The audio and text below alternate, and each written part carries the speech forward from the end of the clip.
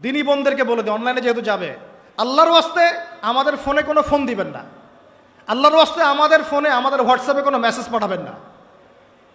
আর এমন এমন মিষ্টি ভাষার মেসেজ দেখলে মনে হয় যে মানে সব অসহায় মেয়ের দায়িত্ব নেওয়ার জন্য আমরাই আছি। আর সবার একটাই সমস্যা, আমার স্বামী ভালো না, আমার স্বামী ভালো, তার ধারণা যে তার স্বামী ভালো না, বাকিদের সবার স্বামী ভালো। নবী সাল্লাল্লাহু আলাইহি ওয়াসাল্লামের সামনে যখন কোনো মেয়ে এভাবে র্যান্ডমলি স্বামীর নামে অপবাদ দিত, মিথ্যাচার করত বা অভিযোগ আরোপ করত, আল্লাহ নবী সাল্লাল্লাহু আলাইহি ওয়াসাল্লাম রাগ হতেন।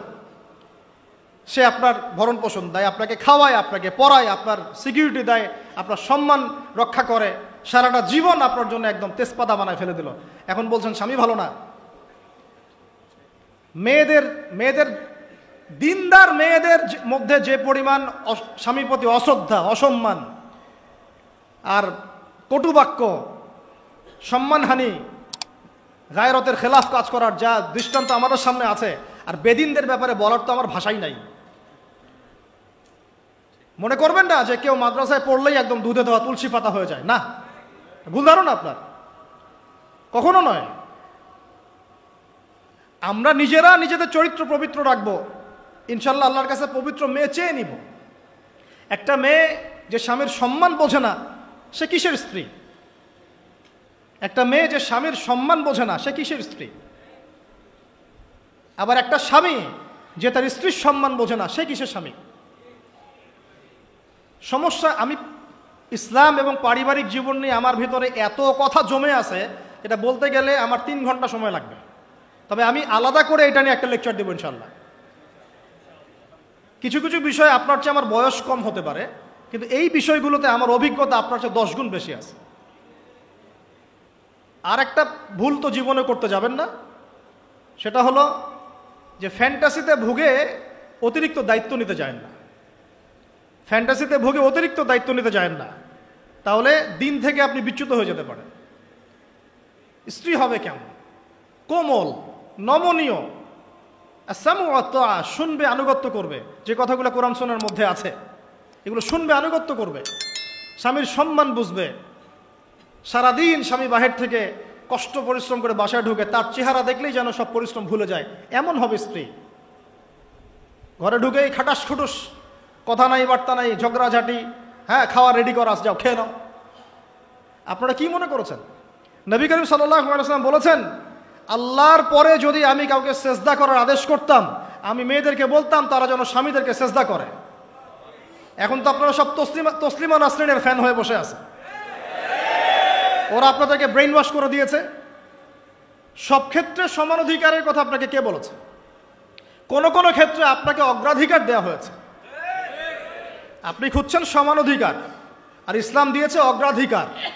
কত বোকা আপনি, কোন কমন সেন্স নাই, ননসেন্স। বাসায় ঘরে ঘরে প্রবলেমসগুলো চলতেছে, ঘরে ঘরে। কেন এত বেসবর? কেন এত আনুগত্যহীনতা? কেন?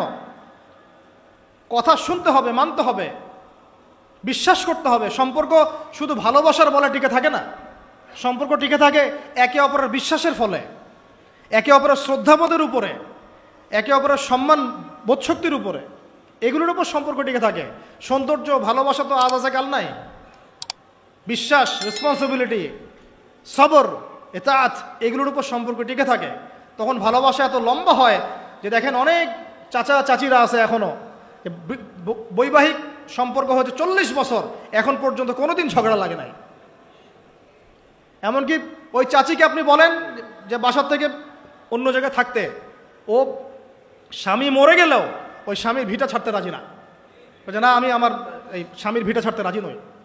এই তো 40 বছর আগে জেনারেশনটাকে আপনি দেখেন, আর এখনকার মেয়েদের জেনারেশনটাকে আপনি দেখেন, কিসের সেকুলার ঘরের মেয়ে আর কিসের মাদ্রাসার মেয়ে, সবই একই অবস্থা। ইল্লা মাশাআল্লাহ, ইল্লা মাশাআল্লাহ।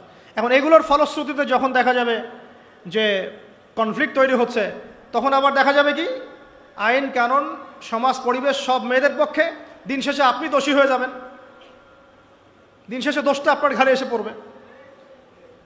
মানে সমস্যা ক্রিয়েট হতে হতে হতে হতে এমন একটা জায়গায় যাবে যে তখন আপনি রিয়্যাক্ট না করে থাকতে পারবেন না। তখন যদি আপনি কোনো রিয়্যাক্ট করে ফেলেন, সব দোষটা তখন আপনার ঘাড়ে গিয়ে পড়বে। এভাবে আস্তে আস্তে পরিবারগুলো ভেঙে যাচ্ছে। ভালো লাগছে না, আল্লাহ পাকের নেয়ামত ভালো লাগছে না। আর যারা দিনদার, যে স্বামীরা দিনদার, পরহেজগার, মোত্তাকি এবং দিনের পথের পথিক, তাদের জন্য স্ত্রীদের ভূমিকা কেমন হওয়া উচিত?